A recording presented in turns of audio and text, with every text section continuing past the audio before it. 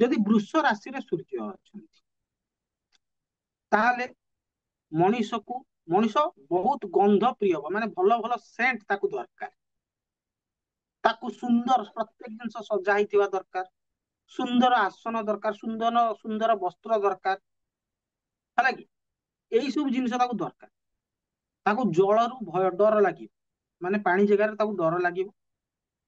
ଏବଂ ଯଦି ଏଇଟା ପଜିଟିଭଲି ଆକ୍ଟ କଲା ତାହେଲେ କଣ ହବ ନା ସିଏ ସବୁ ଜିନିଷକୁ ସଜାଡିକି ରଖିବ।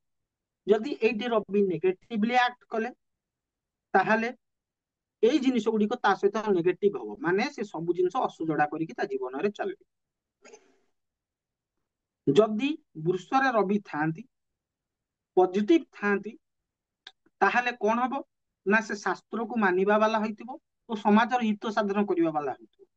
ଠିକ ସେଇଠି ଯଦି ରବି ନେଗେଟିଭଲି ଆକ୍ଟ କରନ୍ତି ତାହେଲେ ସେ ଟୋଟାଲ ଶାସ୍ତ୍ର ମାନିବନି ଏବଂ ଅନ୍ୟମାନଙ୍କ ଅହିତ ଦ୍ଵାରା ସେ କାମ କରିବ।